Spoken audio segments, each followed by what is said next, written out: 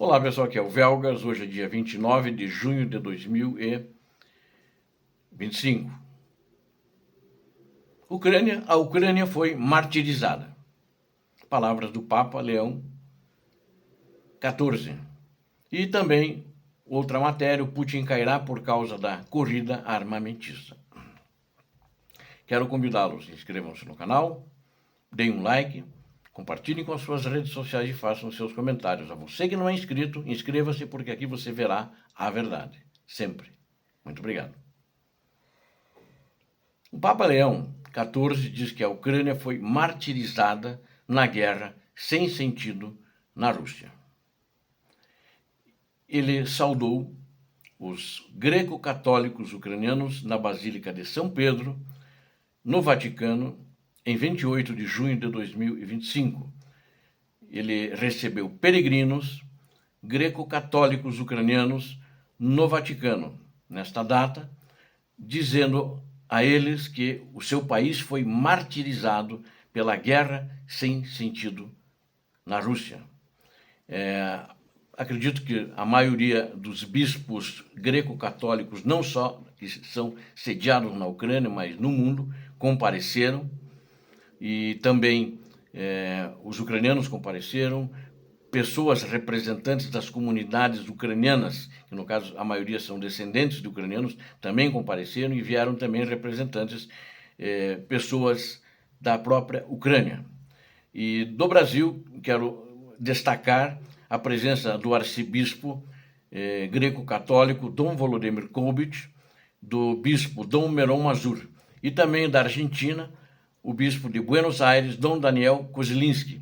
E o Dom Daniel Kozlinski, ele é bispo lá em Buenos Aires, mas ele é nascido no Brasil. O catolicismo grego é a segunda maior denominação cristã da Ucrânia. Então é uma denominação muito importante. A primeira é a ortodoxa, em termos de quantidade de fiéis.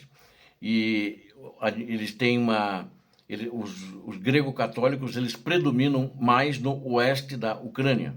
E de uma maneira geral, eles mantêm os rituais e práticas bizantinas que também praticados pela Igreja Ortodoxa.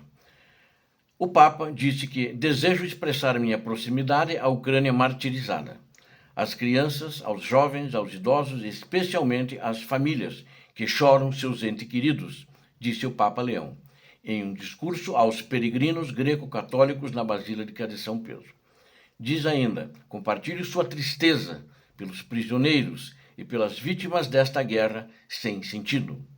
O Sviatoslav Shevchuk, que é o líder da igreja, é arcebispo, e também ele é o patriarca líder da igreja greco-católica na Ucrânia, estava entre os peregrinos recebidos no Vaticano. Ele foi liderando essa comitiva, essa grande delegação, é uma grande delegação, para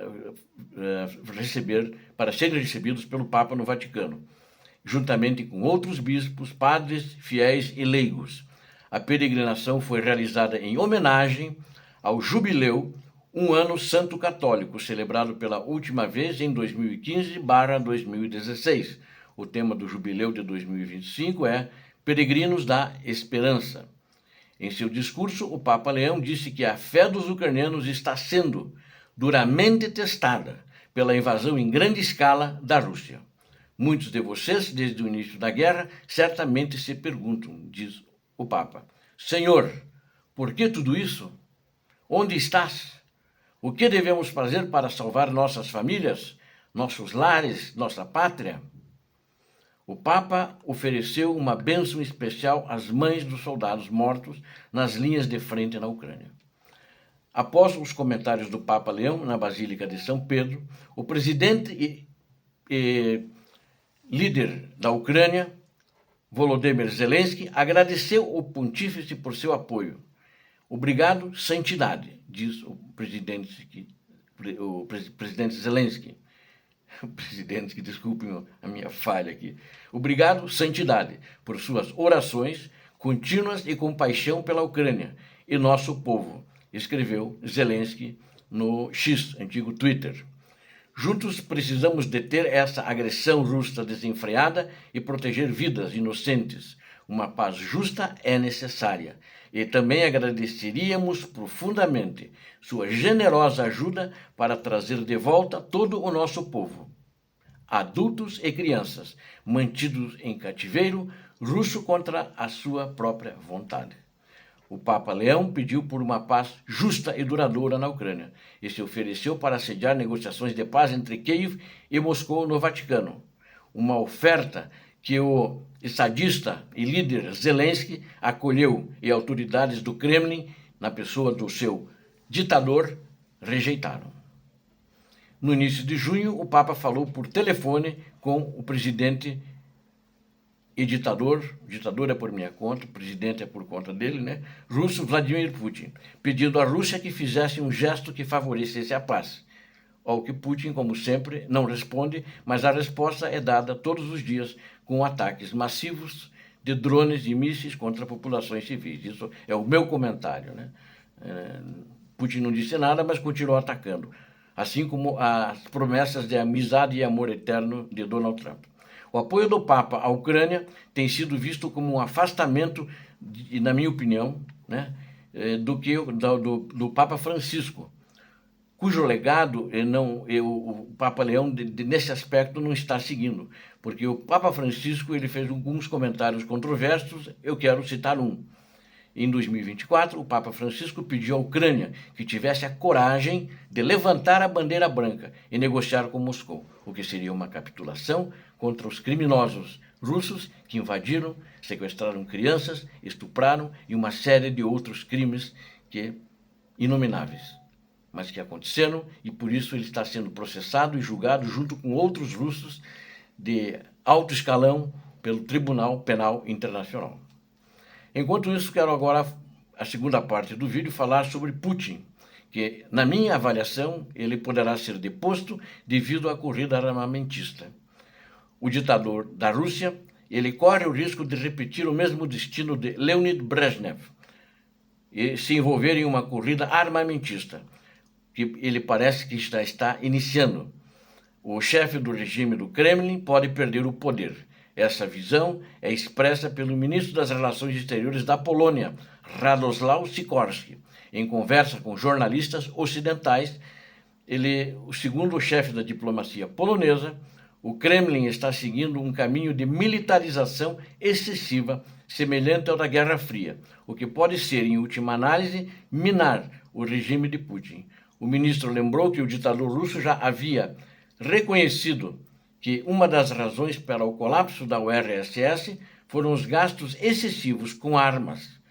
Sikorski enfatizou que a agressão russa estimulou o crescimento dos gastos com a defesa em todo o mundo. Todo mundo começou a se armar porque está com medo que seja o próximo a bola da vez, principalmente os europeus, né?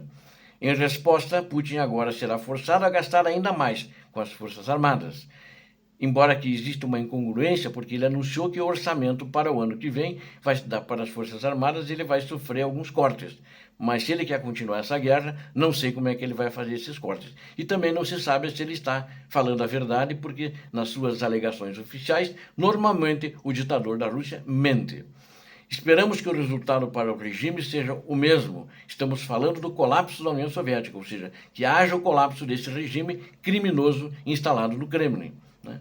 E o Instituto Internacional de Pesquisa e Paz de Estocolmo relatou que os gastos militares na Europa, incluindo a Rússia, aumentaram 17% em 2024. Todos esses países, incluindo a Rússia, a Europa de uma maneira geral. E atingiram 693 bilhões. No dia anterior, a cúpula da OTAN em Haia foi tomada a decisão sobre o maior aumento dos gastos em defesa desde o fim da Guerra Fria, 5% do PIB. Então, todos os países da OTAN terão que gastar agora 5% do PIB, é uma norma, como foi relatado, inclusive, e isso é um fator fundamental. Isso foi um fator fundamental no colapso da URSS, da União Soviética, né? Isso foi a economia e permitiu que um cenário semelhante se repetisse na Rússia moderna. Acho que isso poderá se repetir e de uma maneira muito rápida, porque a Rússia está com problemas orçamentário, está com problemas de caixa, está com problemas de pagar as suas contas, não tem mais dinheiro e está desmoronando financeiramente. Essa é a verdade. O próprio Andrei Makarov, da Duma, chefe do Comitê de Orçamento e Impostos da Duma Estatal, falando em um fórum econômico, naquele fórum de São Petersburgo, onde já falaram sobre esse problema a presidente do Banco Central e o ministro da Economia da Rússia, ele reconheceu, nesse fórum de São Petersburgo, este Andrei Makarov, da Duma Estatal, reconheceu que o fator fundamental no colapso da União Soviética foi a economia e previu um destino semelhante para a Rússia moderna. Esse cara é um deputado, né, e presidente desse comitê financeiro da Rússia. Ok? Então, mas o Estado ficou sem recursos para sustentar o padrão de vida dos cidadãos. O mesmo cenário é possível na Rússia atual. Makarov observou que o socialismo entrou em colapso porque foi incapaz de cumprir sua lei econômica básica, a satisfação máxima das necessidades em constante crescimento dos trabalhadores. Segundo ele, as necessidades da população continuarão a crescer. Esse processo está em andamento e o Estado pode não ter recursos suficientes para crescer essas necessidades. Na realidade, na Rússia, na minha opinião, ele já não tem condições de suprir essas necessidades. Existem já em algumas regiões insatisfação e a população está começando a se mobilizar por causa da influência que a guerra está fazendo negativamente na qualidade de vida por causa da falência econômica da Rússia. Obrigado a vocês que assistiram a esse vídeo, conto com vocês. Inscrevam-se no canal, aqui você viu a verdade. Deus abençoe a vocês todos, Deus abençoe a Ucrânia, Deus abençoe o Brasil. Paz e bem, paz para toda a humanidade.